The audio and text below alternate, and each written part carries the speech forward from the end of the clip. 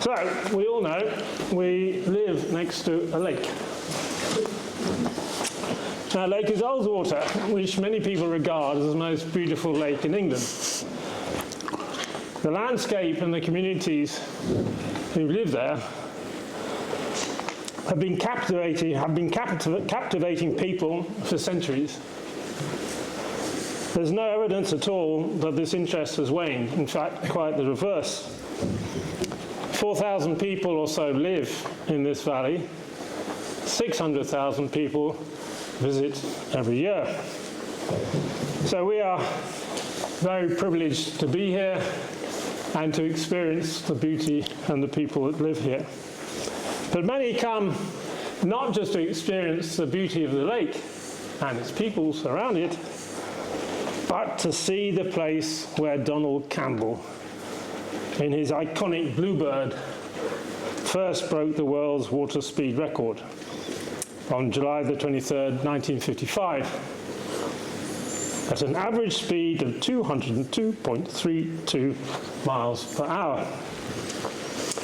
If you walk out of this building, cross the road, walk a couple of hundred meters to the Ullswater steamers, you'll see a plaque in their car park dedicated to this incredible feat. Standing there, it can be an emotional moment. Some people break down in tears. Others just stand in awe. Tonight, we are very privileged to have someone with us, Dr. Keith Mitchell, who has devoted a large part of his life to understanding how all this happened. There are few people who are more knowledgeable about Donald Campbell and Bluebird and their story. Tonight, for the first time, he will focus on the place of Ullswater in this story of human endeavour. Initially, as he would he'd probably confirm, I had a bit of difficulty attracting him here.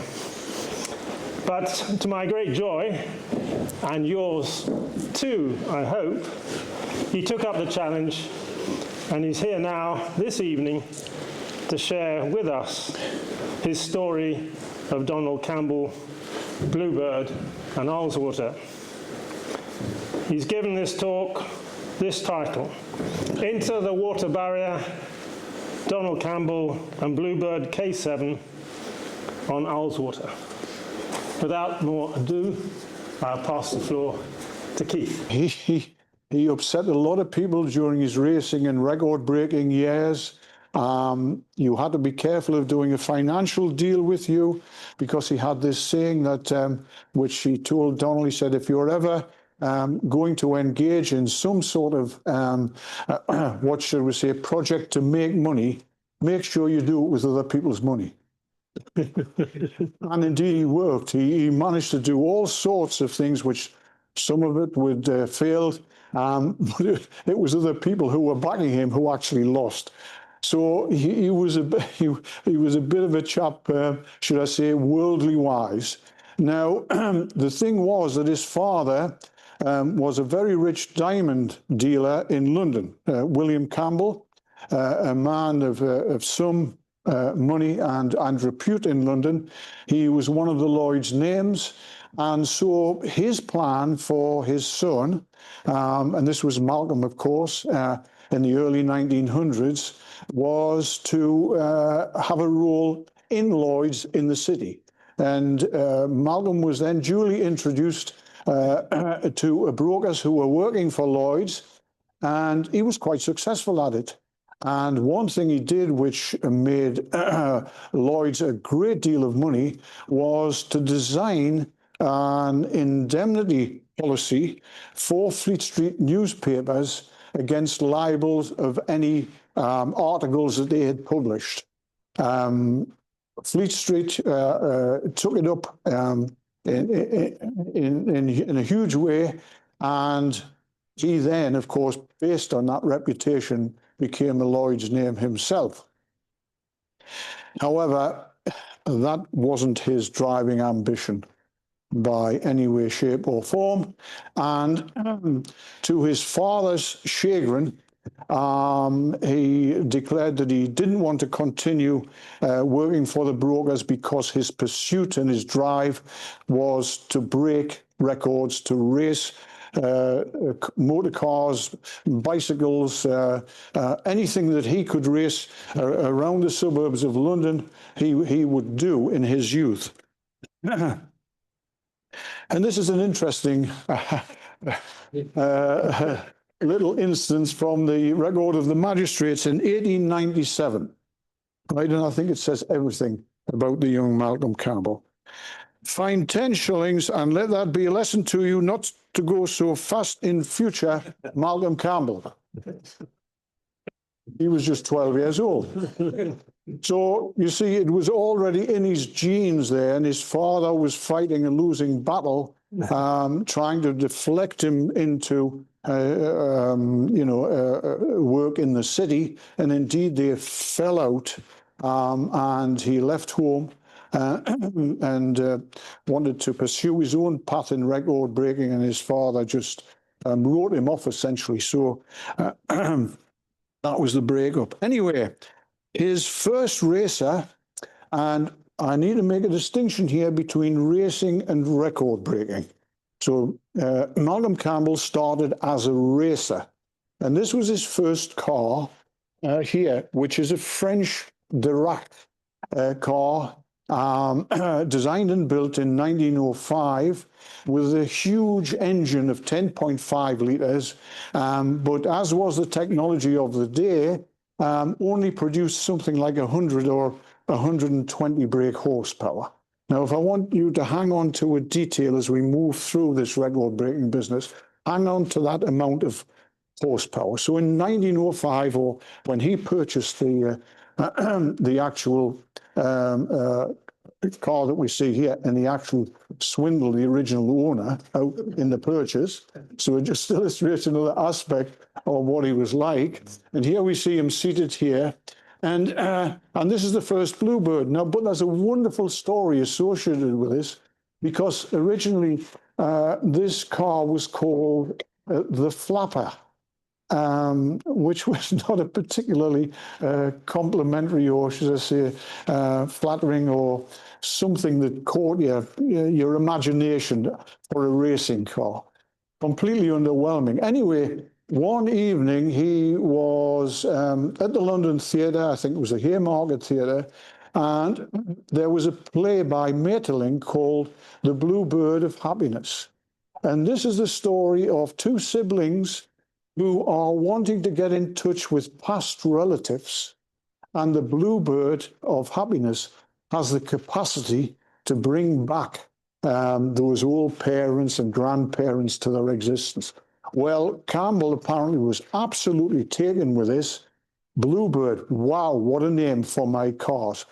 Right, so he leaves the Haymarket late, after 12 o'clock.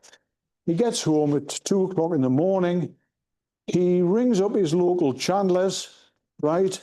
I need some blue paint, right? Goes down with his mechanic, right? Knocks the chandler out of bed, who gives him pots of the Bluebird blue that we now recognize as being a distinct colour, and then overnight slaps it on with a paintbrush. And if you look here, the finish is absolutely disastrous. It's a monochrome print, but it's blue. He's more or less put it on with an emulsion brush. And apparently in his first race, when his mechanic, he was getting his hands all blue. It still hadn't dried. Now, where was he racing? Well, he was racing at the Brooklands racetrack just outside Weybridge, which was a famous racing track in the 1900s, after the war, 20s and 30s, etc. And here we see a car on this famous bank track. You might have seen this in British racing historical records.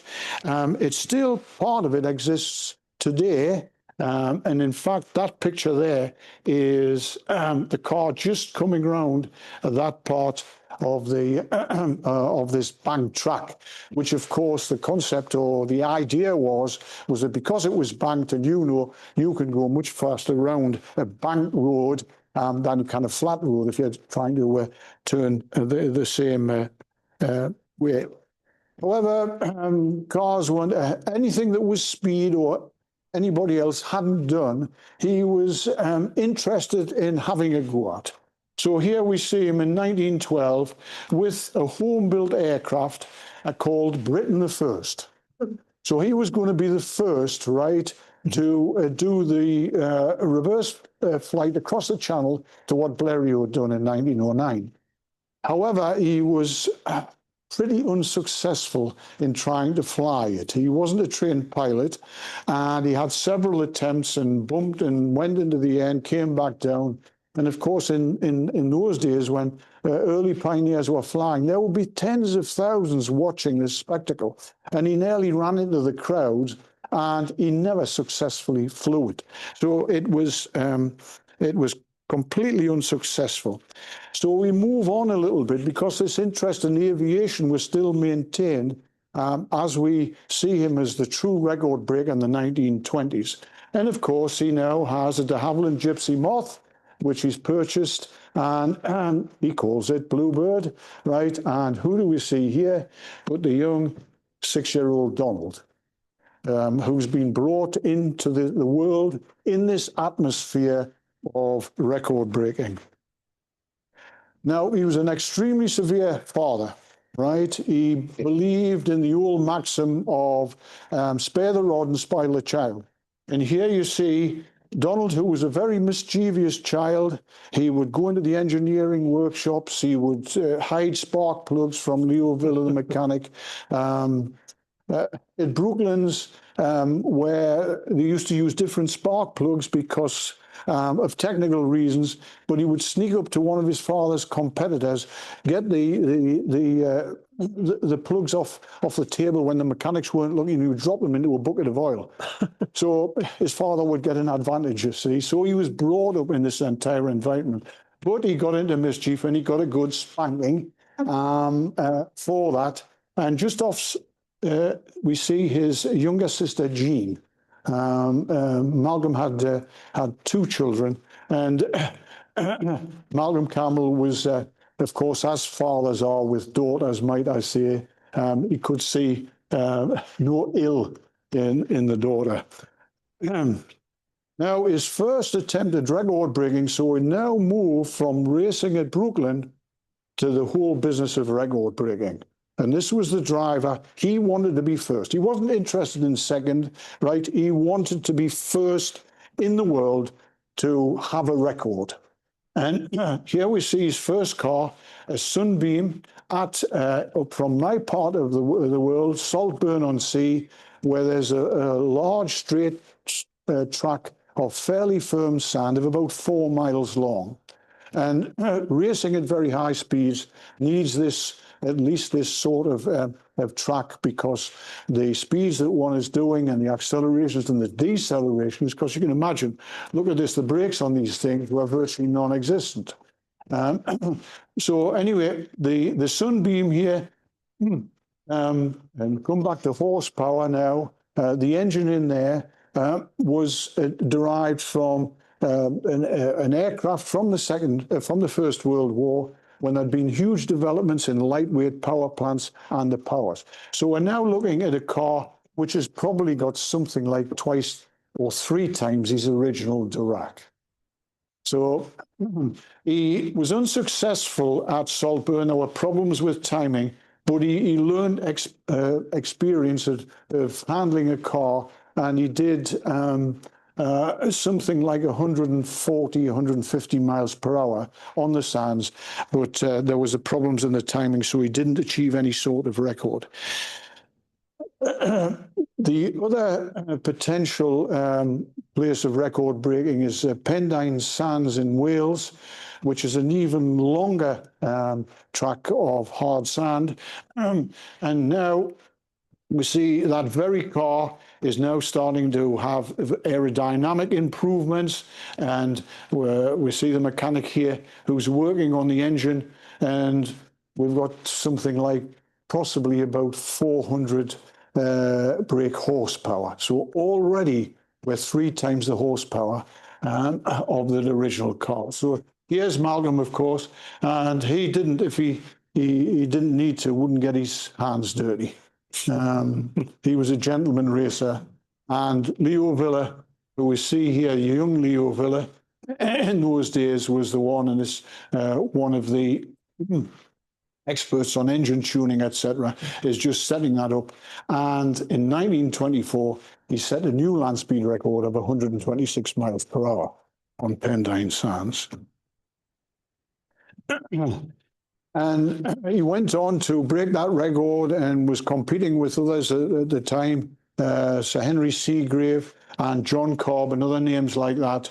And then he was invited, because of his reputation, to Daytona Beach in Florida, which is another huge expanse of sand, even twice as long as Pendine Sands. And because of his reputation and because of his ability to make money, he demanded that they pay him $10,000 for appearance money, whether he broke the record or not. And they were prepared to pay it. Now, work out in 1928, $10,000 inflation. We're talking £500,000 probably, 50 to 1 inflation.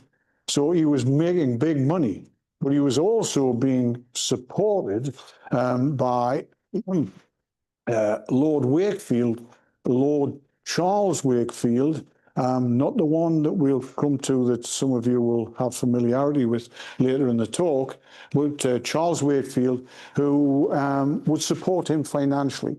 So the key I want to mention here is, or to allude to, is the fact that he had very few problems of raising money or getting money, and indeed from his own inheritance from his father in 1920, he inherited £250,000.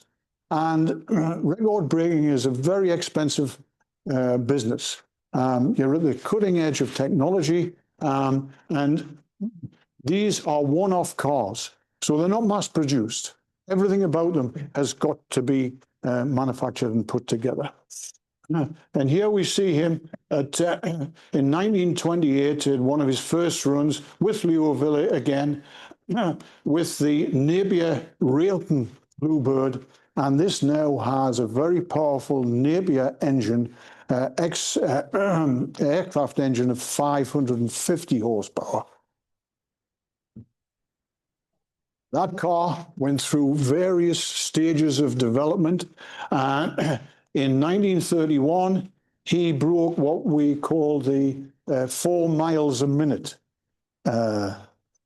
record. 240 miles per hour is 4 miles per minute. And that was a particular milestone for record breaking. And he achieved it. And you'll see the car now has really been, had advanced aerobatic design to its streamlining. It now has a fin. But what it has under the bonnet, right, is an ex-Schneider Trophy Racing Rolls-Royce engine producing 2,500 horsepower. Okay, see where we've gone. He returned to the UK, whereupon he was knighted by the king in 1931, and George V, as he was at that time, and here's now the 10-year-old Donald sat in his father's record-breaking car. Finally, in 1935, his main aim with that particular car was to achieve and break 300 miles per hour. Again, the Daytona Flats was not safe for these speeds which are required to break that record. So he then went to Bonneville Salt Flats in 1935 and broke the 300 miles per hour record. That would be his last land speed record. He felt that the car had been developed so far now and couldn't be developed any further. And his interest then moved to actual hydroplanes. And here we see him on Lake Majori in 1937. And he's going to break the hydroplane limit. And again, he's had a specific hydroplane K3 designed to do the job. It's got the big aero engine in there. Here we see him. And he breaks the world record at 126 miles an hour. Now, that craft has been beautifully restored and built and will appear at the Bluebird Festival Week in May alongside Bluebird K7. So this is going to run at the same time. It's a beautiful restoration, 20-year restoration, and it's going to appear during the week. Again, the developments to go faster, etc., require better aerodynamics, better hydrodynamics, and that's a big word, but it really means how effectively a hydroplane skips across the surface. Because what these hydroplanes do is they don't push through the water like a boat with all the waves coming up. They actually and you've probably all done it with a flat stone. You get it at the right velocity in a flat stone, and it will go beep, beep, beep, beep, beep, beep, beep. Now that's a hydrodynamic lift. And the principle for the stone is exactly the same for these high-performance hydroplanes. They have three surfaces called planes underneath, one at the rear and two at the front, which are just in contact with the surface. Faster they go, the less there's in contact with the surface, and they're nearly flying when you get to high speeds. So his last record was in 1939, and this is at Coniston. And we see the 18-year-old Donald. It's a posed photograph, this, for the press, etc. But this look, actually, I think is characteristic of the devotion and the need for Donald throughout his life to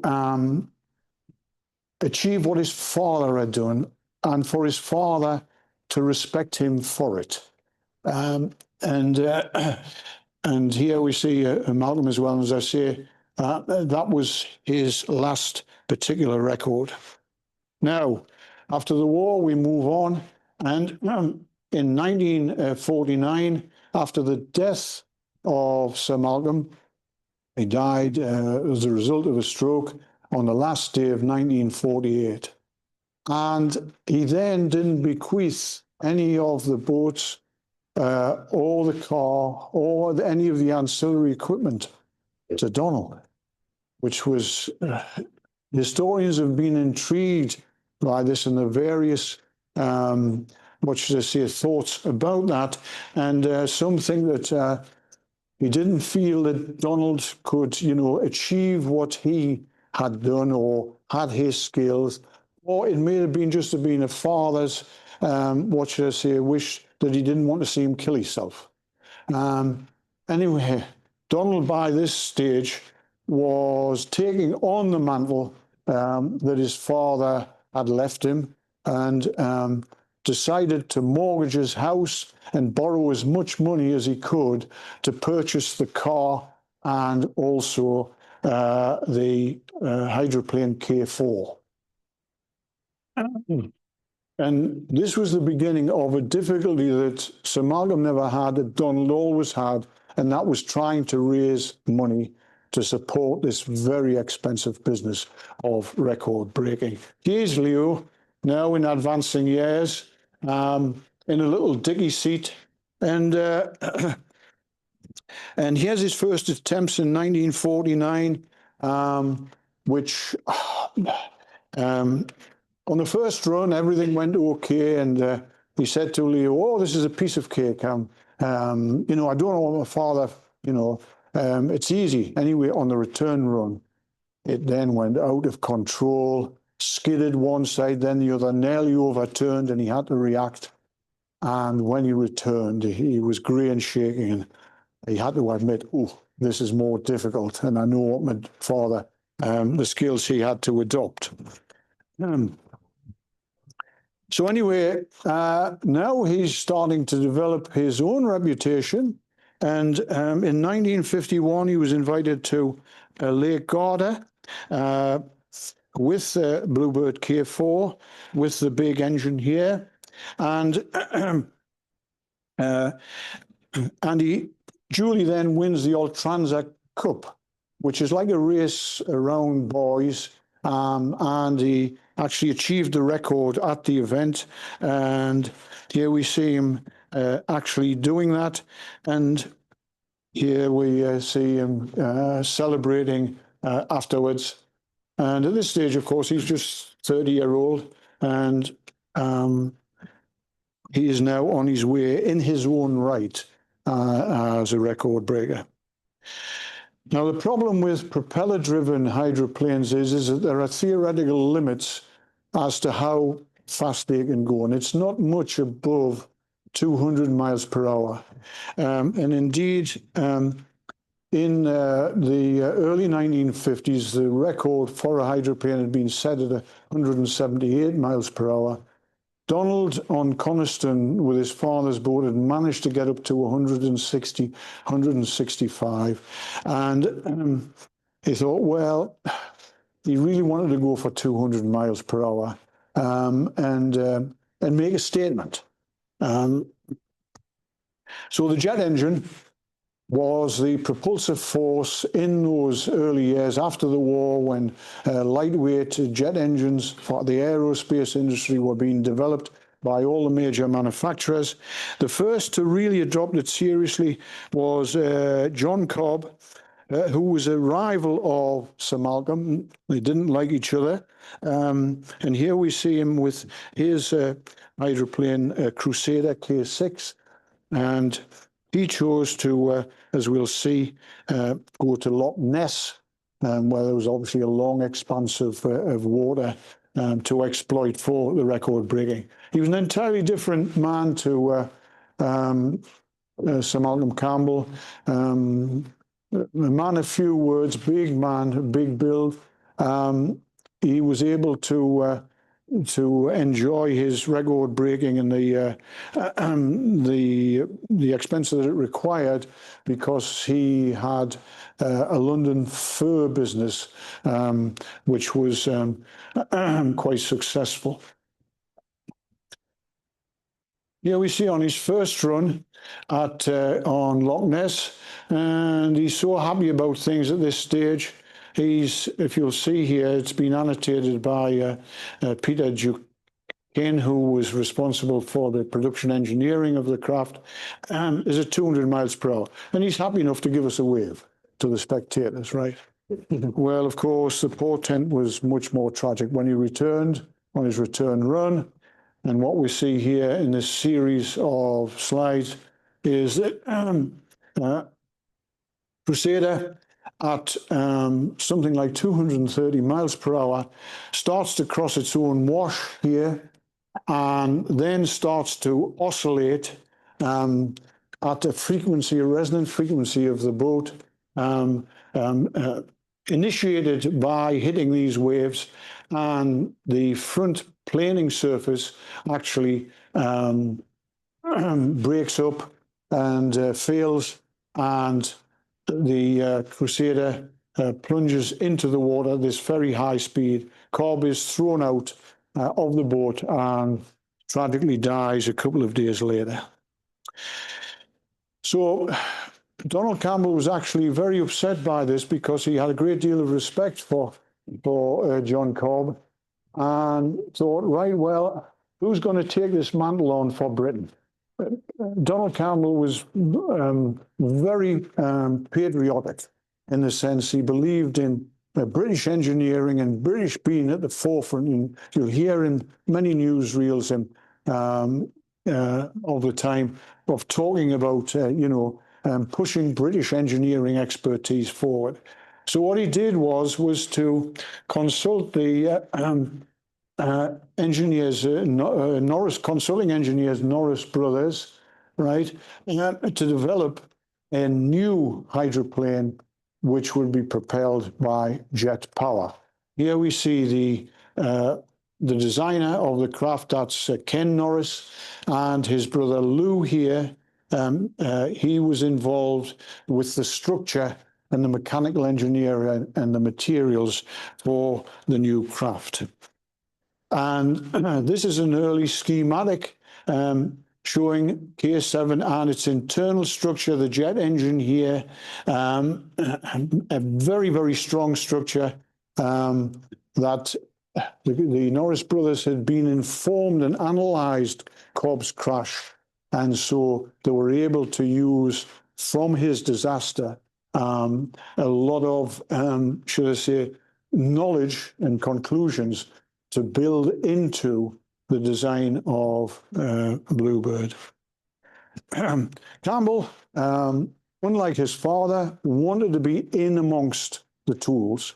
And so after a couple of engines were purchased, we see one of them here at Campbell's residence with Leo, and they're just starting to learn how to operate a jet engine in the garage where they lived. And of course, when they first started it up, they proceeded to blast all the gravel off the drive and damage the.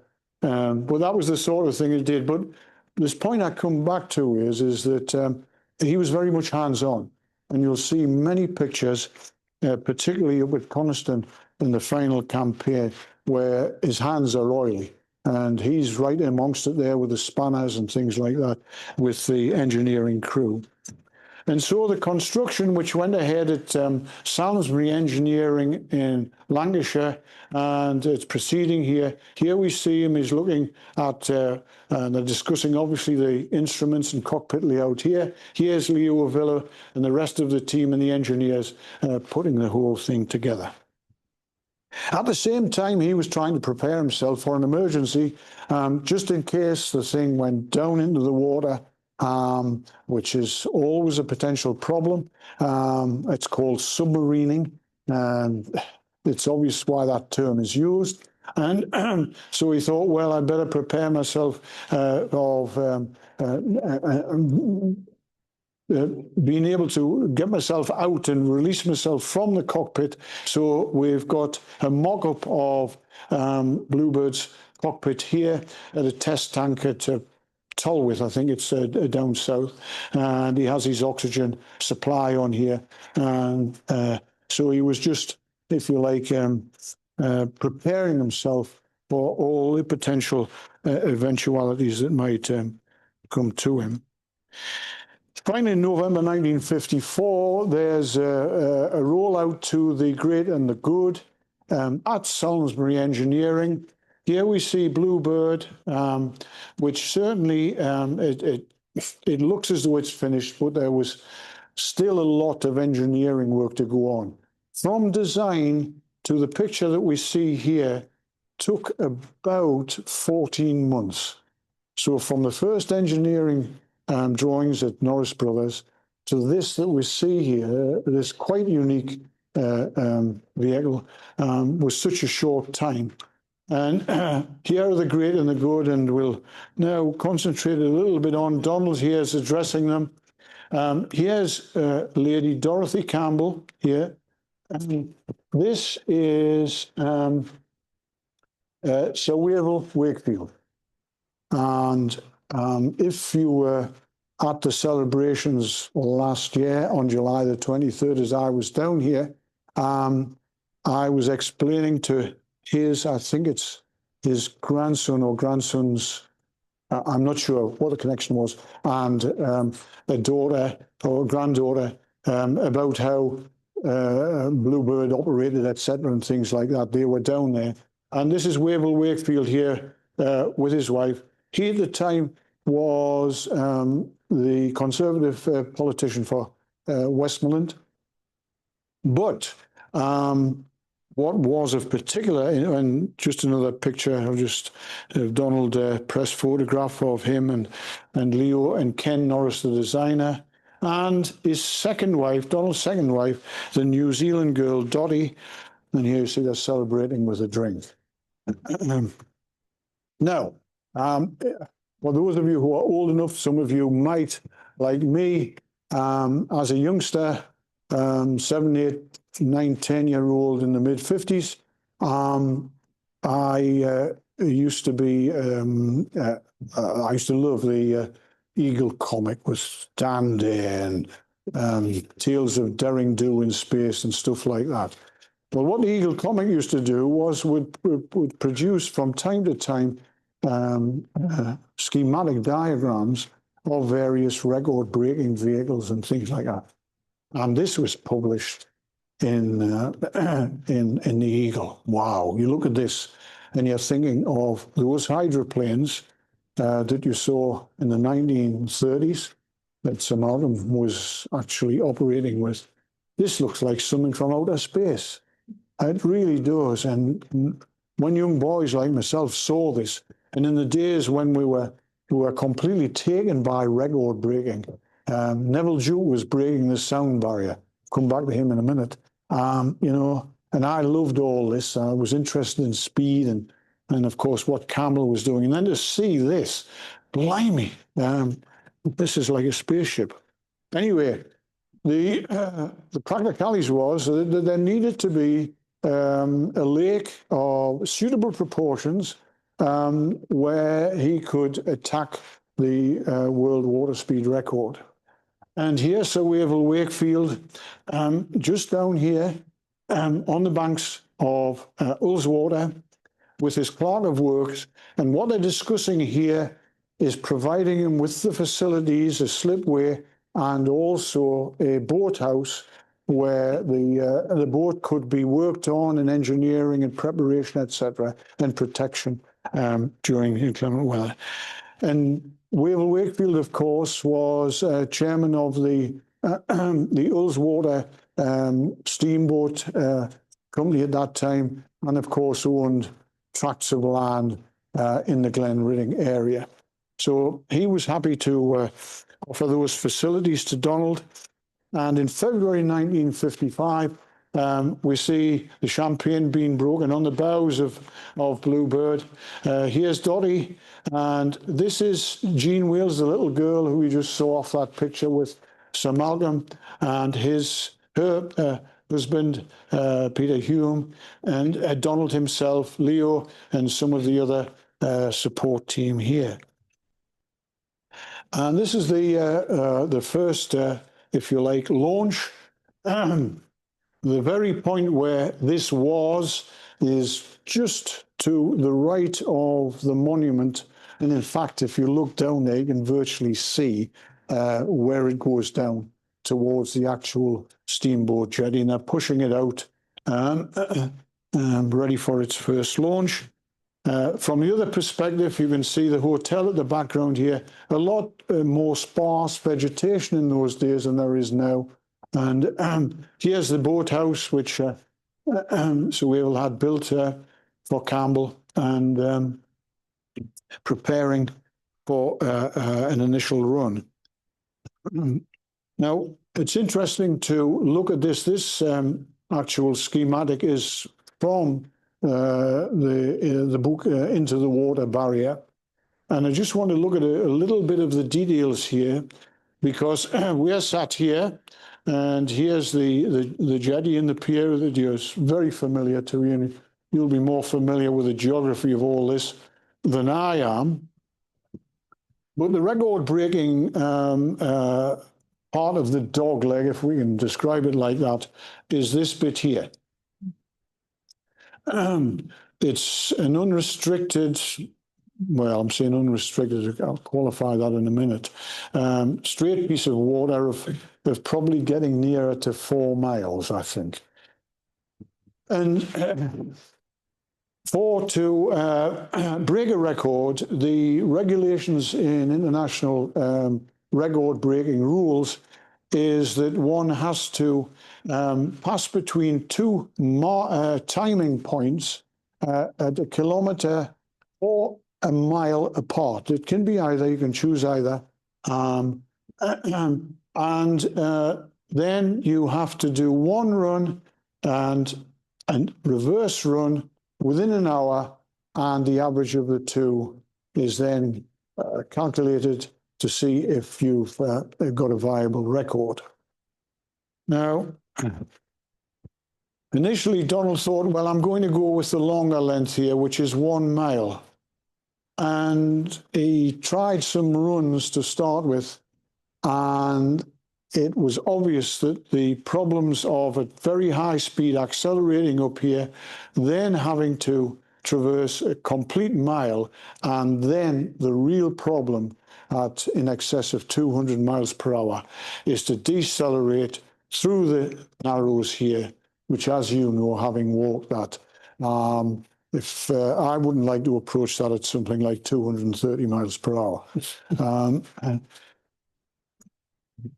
So anyway, I'll just sorry, I'll go back there. Forgive me.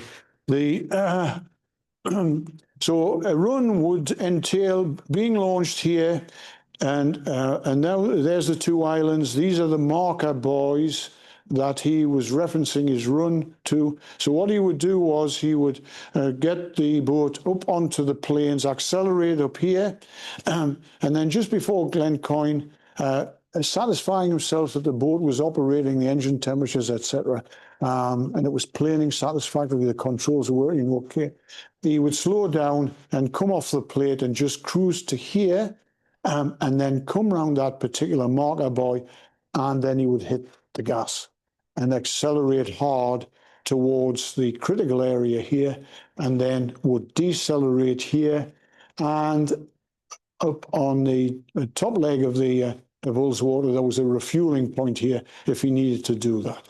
But having to negotiate this at Holstead's, this promontory here, and as you know, was extremely difficult and demanded a lot of skill in terms of positioning at very, very high speed.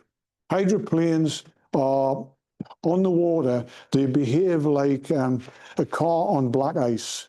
They skid, and Campbell describes it, controlling Bluebird, as just gently maneuvering something which akin to a car. You've been on black ice, and you know you've got precious little control.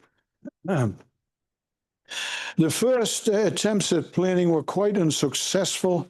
This is a problem with hydroplanes. There are a lot of technical problems that you can't scale up from models and wind tunnel stuff. And Bluebird was just putting its bows down. It was almost descending back into the water. So adjustments had to be made to the buoyancy. Water was being drawn up into the engine here and was putting the flame out in the engine, so it was having to be restarted. And there was a lot of work which had to go on to try and solve these problems. And this is the magnificent picture that I promised you. This was taken by Leo Villa, who was a very, very proficient photographer. It's a magnificent photograph. I haven't seen any better in any of the Campbell history. And you'll see this is, I think, at the end of February. The other problem was that the weather had been very cold, and there was actually lumps of ice were floating on Ullswater, which was another hazard which had to be negotiated. Also, I should point out to you here 2 things particularly. They're having to seal up the joints with the 1955 version of duct tape because it was leaking like a sieve, and I can tell you it leaked throughout its life, and still today it's leaking like a sieve. And the where Campbell is standing here, the disposition of the bows and this front spar here, because that was a problem in itself, that when the engine was applied to full power, it was pushing the front spar down into the water, and eventually I realized that there had to be some major engineering, and you'll see now that the whole front spar has been lifted onto the top of these planing features here called sponsons, and has these aerodynamic little dimples on the top. That took over 3 months of engineering on site with a specialist engineering firm, being informed by aerodynamic experiments on a modified model down at Imperial College, just to check the aerodynamics, etc. So that was a huge amount of work. And come early July 1955, we now see the craft in its in the form that it would be for record breaking. You'll see the big difference here. There's the front spar. It's a massive structure. I've actually seen it exposed before. The reworking was done by Bill Smith. It is a huge stress steel structure, and the bows had to be modified, etc., to accommodate it. Now, of course, the word was out, and the crowds were starting to gather at Ullswater in their thousands. So they were turning up each day expecting to see a run. Well, the problem is with hydroplanes, it's got to be nearly perfect surfaces. If a wind is blowing and a chop gets up, you can't be doing records breaking speeds with a hydroplane. But nonetheless, they would turn up when the weather was good, and they wanted to see Campbell. And he was the man, really, who they would enjoy seeing, as well as his boat, of course, and the achievement of record breaking. But he was the personality that was captivating their interest. So you can see where the Lucas shed is now, and I think you can position where things are. The Lucas boat shed is around about the front part of the car park, okay, and the slipway is here, right, and here we can see the old jetty. On the day of the record breaking run, here we see him preparing himself. His bone dome was donated to him by Neville Duke, the test pilot and the first person to break a sound barrier in this country. He was a good friend of Neville Duke's, and he said, well, look, have one of my bone domes, and so that's what he's wearing there. Dottie was providing, should I say, the glamour. She had some special earrings, or whatever you like to call them, with a bluebird motif. Now, to the runs themselves, the camera here is on the eastern side of the lake. Here's the first marker buoy at the beginning of the kilometre. So the camera shows Bluebird accelerating at full power, right, towards the record-breaking area. And on the first run, he actually achieved an average speed of 215 miles per hour. Now, the thing is, we've got to remember there are two averages that have got to be calculated here. There's the first, is the timed run, so you enter at a certain speed, and then you exit at a certain speed. So if there's an average there of 215, then he must have exited at something like, I can tell you, around another 15 miles per hour. So he was way above what he was hoping to achieve on that first run. And then on the return run, he realized he'd gone so fast because he had an airspeed indicator, and he could get a rough idea of what speed he was doing, and he knew he'd gone very, very fast. So on the return, he decided to take it a little bit slower, and the return run at nearly 190 miles per hour. So then those two are averaged. And as Tim pointed out to you, it was a new record of 202.3 miles per hour, which was, it advanced the water speed record by 24 miles per hour. It had broken this supposed water barrier. Campbell used to refer to this to journalists as it being some sort of mystical, physical quantity that things happen and you might not be able to get through it. But it was journalese, and he was talking the whole thing up, really. So anyway, he's sat here, he's somewhat satisfied, but then he was quite forlorn, because when he got out of the boat and the official timekeepers come and tell him that he's broken 200 miles per hour, his hands are like this. Why is that? Because he wanted to break the record, but not to break 200. He now had invitations to go to America, where the sponsorship and the sort of money that he was looking for to be able to fund his record-breaking exploits would surely come. So he's like this, oh, I didn't really want to do that. So he had mixed feelings. And it was only when his mother and Dottie said, come on. And, you know, Leo says, you've broken the record, Donald. And he then thought, oh, well, yeah, I have. And he always see them celebrating, you see.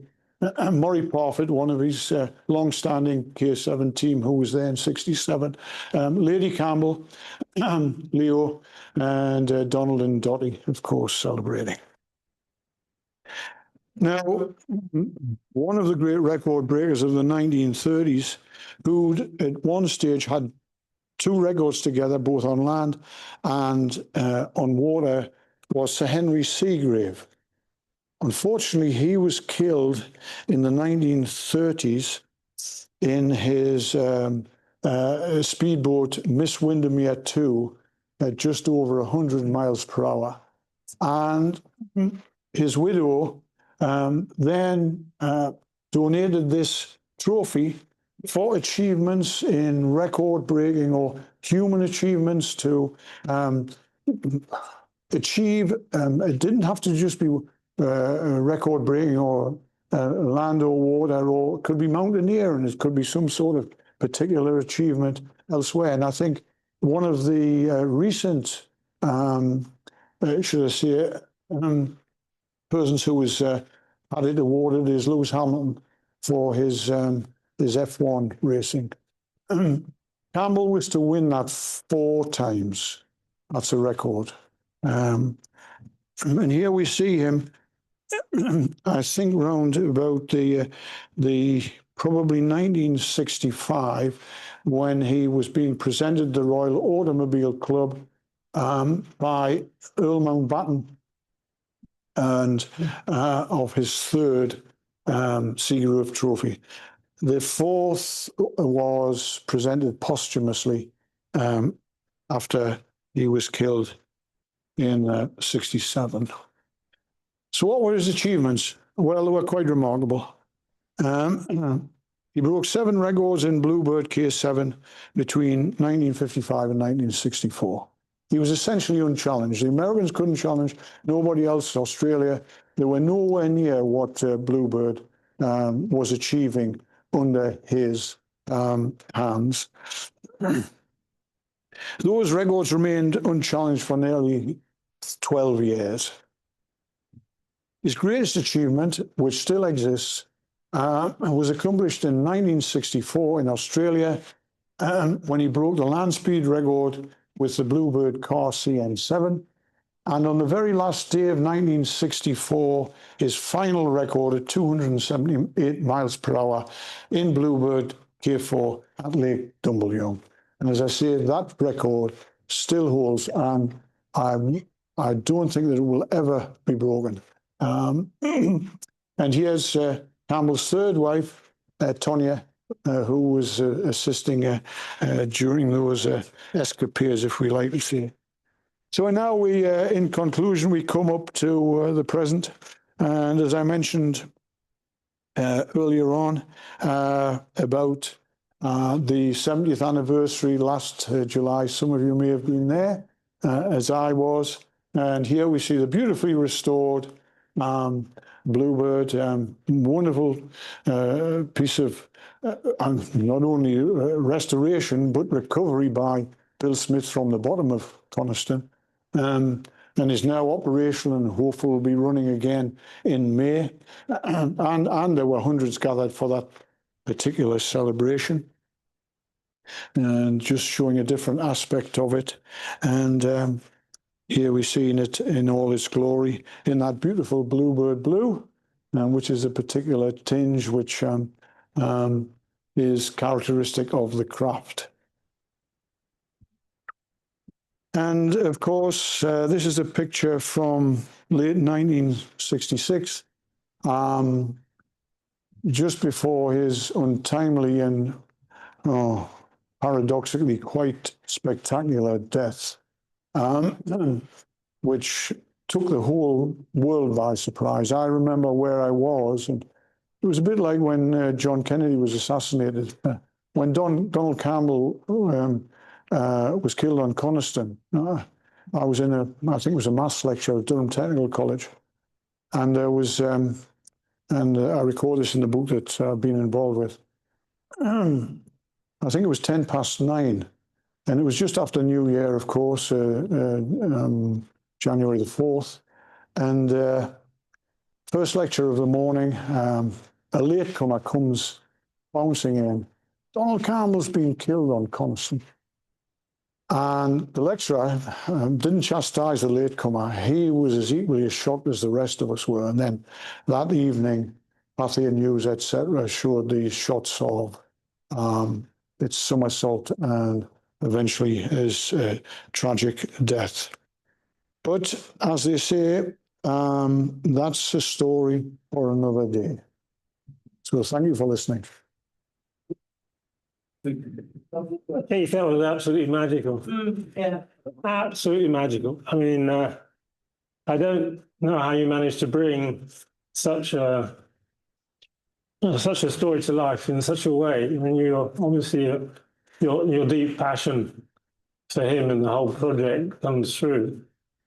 But your presentation, every phase of that process and your love for it just shines through. It was a wonderful, wonderful presentation. Questions? Yeah. Nigel is a RAF pilot who goes faster than Bluebird. Oh, yes. I'm interested in what you said at the end there, that he, in the same year, made the new land speed record and we know the water speed record, which you say you don't know when you broke. Why don't you think you broke?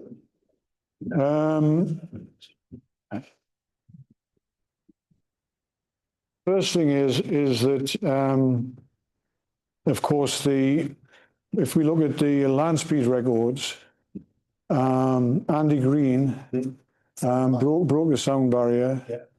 You're probably a colleague of yours. I'm sure you know him very well.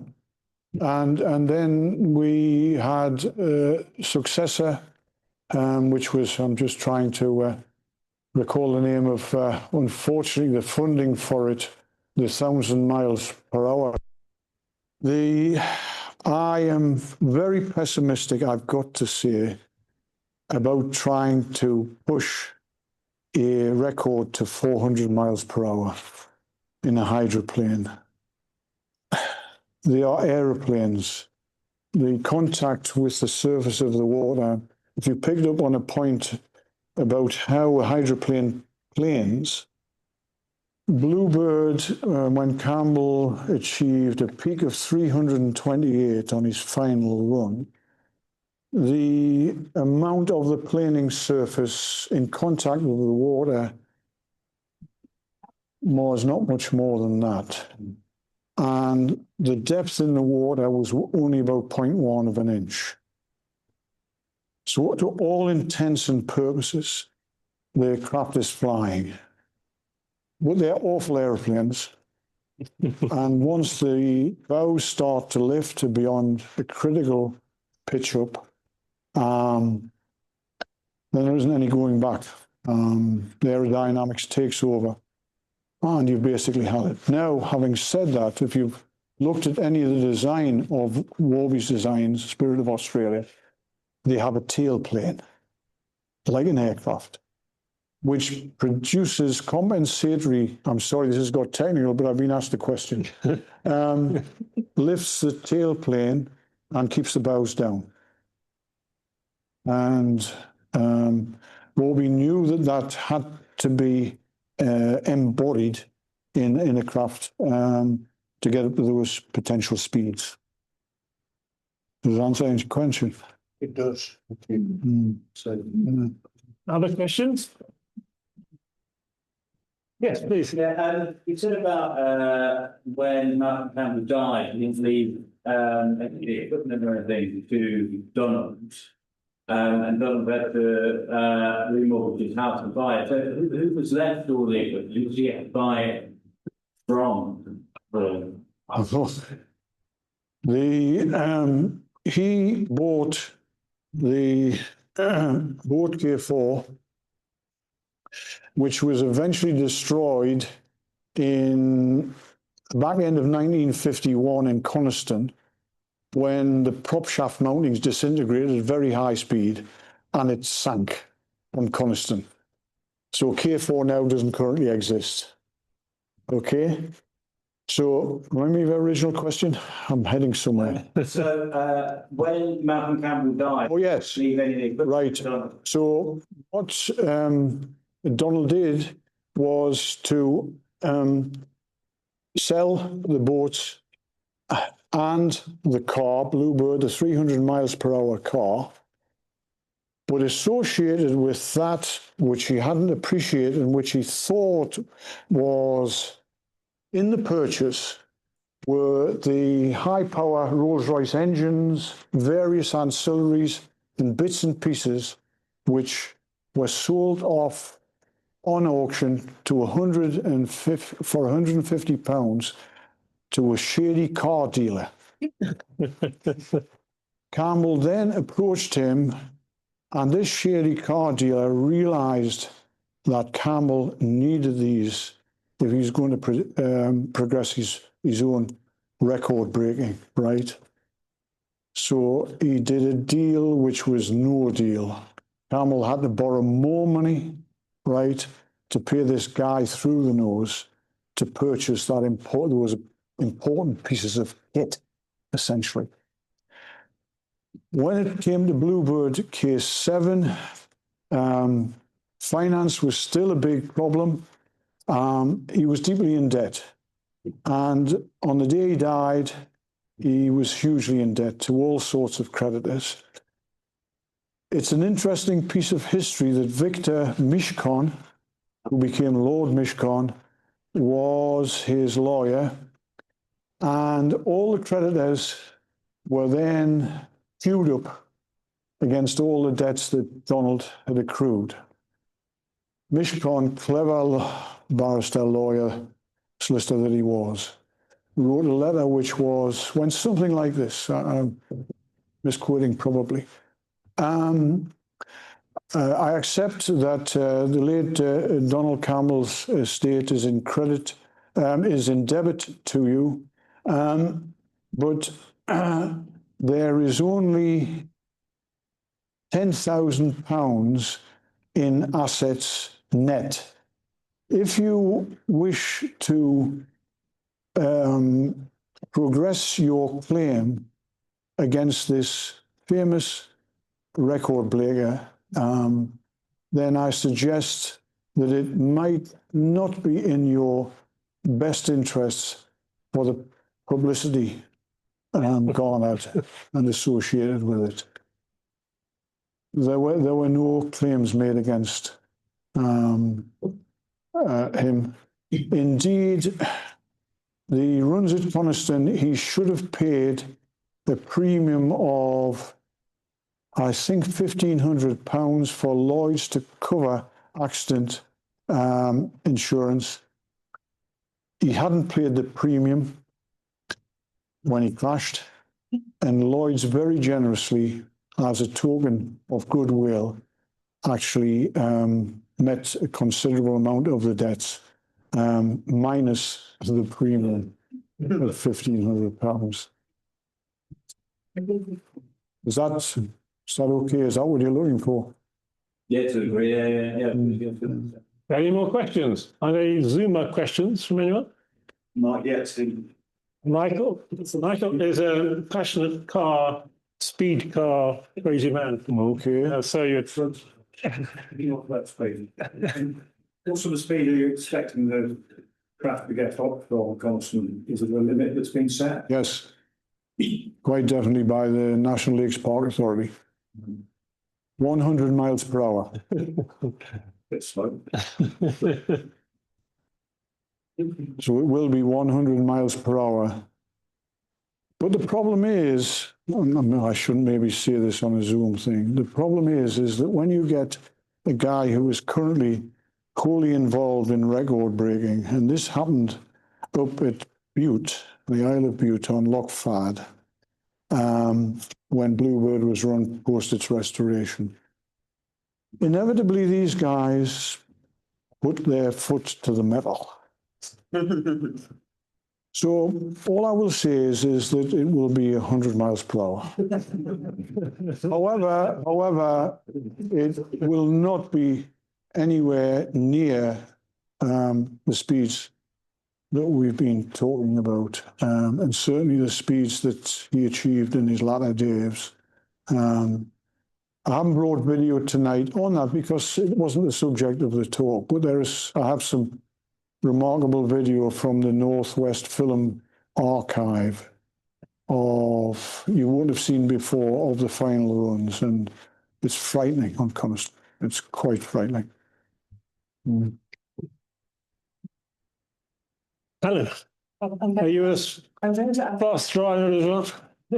Well, Michael's question the other way. So how fast was it realistic to?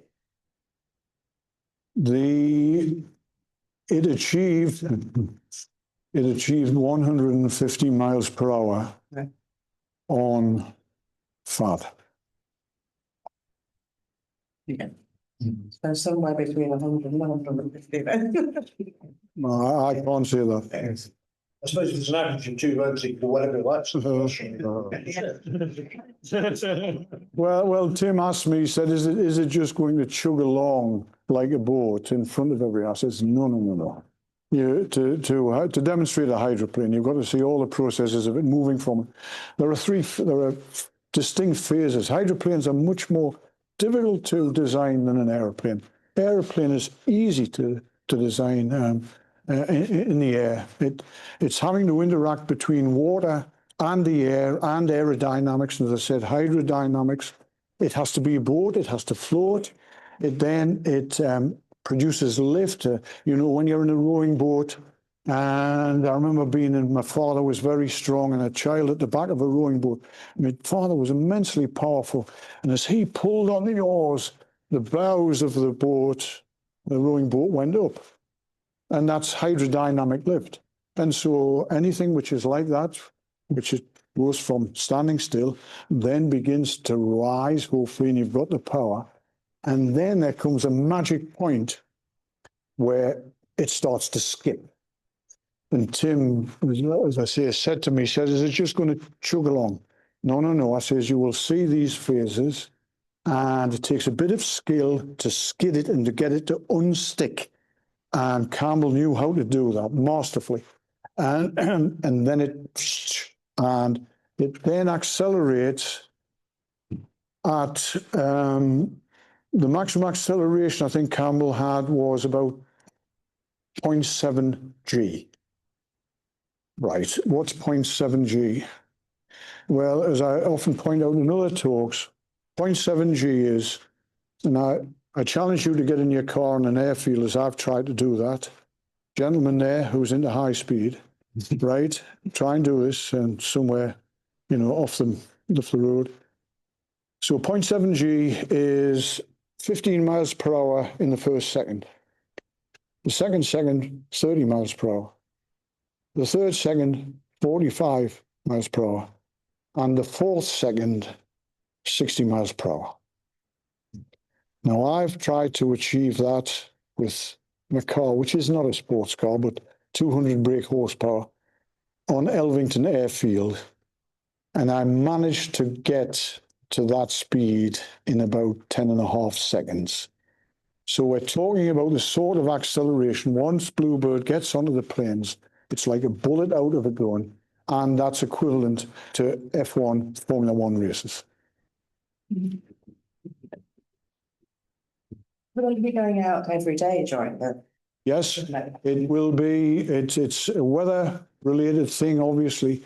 The thing is that it's more tolerant of, even if there's some waves and a bit of wind. For those speeds, it doesn't matter.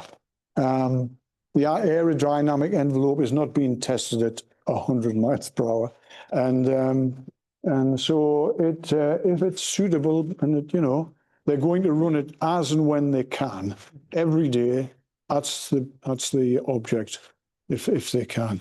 Of course, there are all sorts of technical problems that I've alluded to here, with a new crew who are going to be supporting a performance, a new pilot, notwithstanding his experience. And so there could be, I'm not trying to be pessimistic, but one has to be realistic. There could be technical problems associated during that week. And that's why it is a week, so they can accommodate such eventualities. How long do you want to stay? I've got 3 hands up. Should we take those 3? Sorry, I'm a beggar once you get me on my subject. Is Bill going to be involved with the constable work at all? No. Sorry? Bill Smith. Well, if you followed the press, no, he isn't, because the return of Bluebird to the museum and the Campbell family was the result of a protracted legal campaign. Bill Smith wanted to essentially keep ownership of the craft and its operation, which hadn't been in the original agreements. And indeed, the legal case 2 years ago found that the Campbell family and the Ruskin Museum and all correspondence over the last 20 years that had proceeded between the two, it was found favour that in the position that the Ruskin family, and but of course since then, and after that very acrimonious business, of course Bill won't be involved. So it's a completely new team. The engineering of the craft itself has been gone over with a fine tooth comb by Babcock's Engineering, managing director of Babcock's, who some of you will know as engineers, said that they wanted to be involved. They have stripped the whole craft down, all its pump systems, etc., and working items, and then the engines have been completely overhauled, and indeed the boat is to return probably this month, and it will be that stage ready to go. Oh, I saw 2 hands. Last 2 hands. Yes. Assuming that there's 2 different steering mechanisms, one for low speed and one for when you're on a plane. You presume wrong. Oh, right, okay. All you've got is a right foot and the steering wheel. Okay. But how does it steer? Is it steering via the thing on the back? Yes, the thing on the back is called a rudder, which is just like all it's doing is what a ship's rudder, which you'll be familiar with. However, well, I'll have one. It's the rudder on the back. Now at Coniston, for the very high speed runs in '66, what was added, which wasn't in place in 1955, was what was called a water brake, which was a hydraulic ram, right? A 2-inch diameter rod, which went down into the surface of the water and produced something like a ton of braking force at 200 miles per hour. So what they were doing was they were anticipating the very high speeds that we're going to achieve on Coniston. And if you're familiar with Coniston's geography, then it's a very narrow lake, and at the bottom end, the shoreline comes in like that down at Brown Howe, and it requires a very considerable amount of skill, and I would not have liked to have sat in that boat at over 300 miles per hour, approaching a shoreline, and then having to depend on a 2-inch piece of steel to brake at the bottom to reduce his speed into the lower bay. Last question. We all know why the Campbells use constant lake because of its geography, but Why did they initially come to Ullswater first, given that the lake is quite bendy in comparison, not very straight as Coniston, where it's straight? Why did they choose Ullswater initially? It was I would have to say the main reason was the interest of Sir Wavell Wakefield. He organised, he had a company which I think was called Park Motors. And he approached, he said to his staff first, can you build this craft? And he was told by his engineering manager, well, we haven't got experience of that. But he says there's a company called at Salisbury Engineering who are involved with aircraft construction for aircraft that were being tested and built in the Northwest in the 1950s. They might take the job on.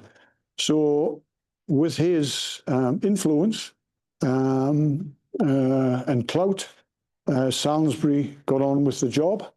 And the original framework was built down south, the guts of it, by a firm called Ackles and Pollock, not far from where Norris Brothers design offices were.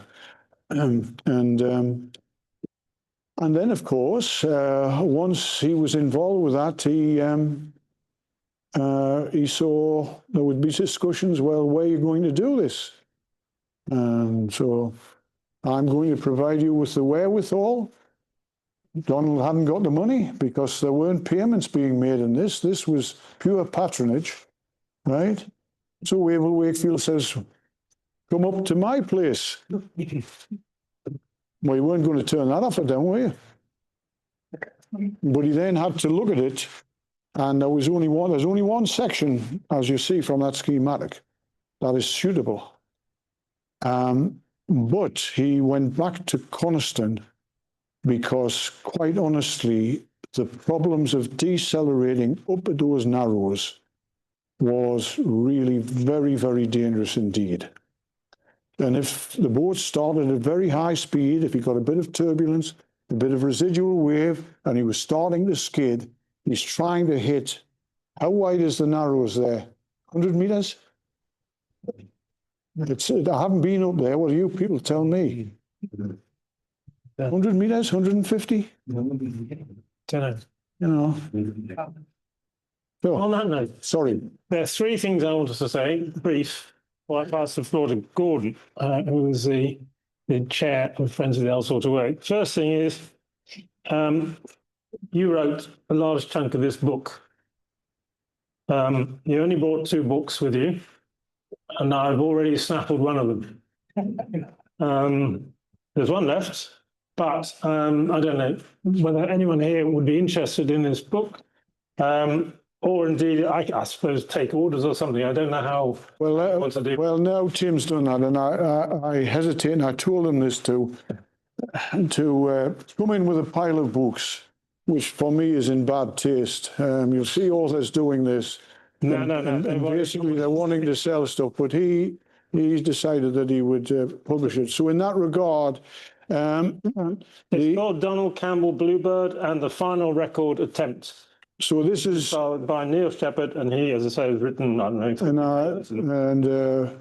I have done the analysis chapter of the final runs, and as contributing author, it's in its 3rd reprint. It's now sold worldwide, approaching 10,000 copies. These are signed by Neil and myself. They're not cheap, they're £30, but what I can tell you is that £12 of that goes to the running and operation of Bluebird. The Ruskin Museum actually pays cost, £18. So none of us are making money out of this at all. We're doing it because of the love for the story. If you want those, they're on the Ruskin Museum shop website. You can purchase them, or given where you live, save the expenses of postage, and just pop across there, go in and just talk to the staff and say, you've been at Keith Mitchell's talk. Have you got one of those books? And there's one left, so. But I have one. First serve. I have one if somebody is interested tonight. It's actually my own personal copy that I brought just in case anybody's interested. But Second issue is donations. Who would you, it's a tradition for us always to ask the speaker who you would like to give any. well, I think you can guess where it's going, and that's where it's going. Which is? Well, it's going to the Ruskin Museum for supporting Blue. If anyone wants to make any donations, there's a little basket over there. It used to be a Herdwick lamb thing, but I dropped it on the floor, so it's no more. So anything in the basket. And for Zoomers, there's a sort of donation slip link, if you like.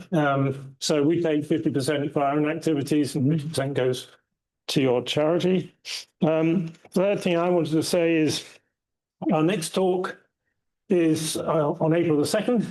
It's in Pooley Bridge, and it's devoted to Friends of the Ullswater Way, because in April this year we will celebrate our 10th anniversary since we were created. Gordon, sitting here, who's our current chair, is one of the founders. I don't know whether you call yourself the founder or one of. Okay. Anyway, he's still alive and kicking, and he's got a lot to do and made a huge contribution to Friends of the Ullswater Way. So our next talk is about Friends of the Ullswater Way, what we've achieved, or we think we've achieved, a little bit about the history, some of the individual projects we've been involved in, so some of the trustees and so on are going to say something. I hope you will all come. And my final thing is Gordon is going to say a few words of thanks to Keith for a fantastic, truly fantastic presentation. What I might, and I mentioned this while Gordon comes up. Tomorrow I'm in Coniston and I'm doing a podcast for, and Tim knows them, and maybe you know them, called the group called Country Stride. Dave Felton and that's right, Mark Richard. So I'm meeting with them tomorrow at 1 o'clock, and then we're going to do the podcast around the various places of interest in Coniston itself. So that will appear at some stage. I don't know. Good. Right. Well, thank you, Keith. I do have one question myself. I noticed on the book, the first book that you put up there, the author was Alan W. Mitchell. Yes. Is that a relative of yours? No, he was a ghostwriter. Yeah. And you're not? I'm not, no. Great.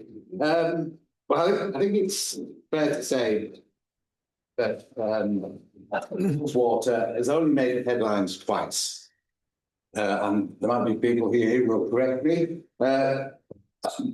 Everyone here will remember the last time we made the headlines, which was Storm Desmond in 2015. But I do wonder if there's anyone in the audience tonight who can remember the previous time, which was July in 1955. Yeah, we have... somebody who was there. In the back. Oh, well done. And do you remember, were you there? You watched it? No, I kept the phone. Right, you didn't see it.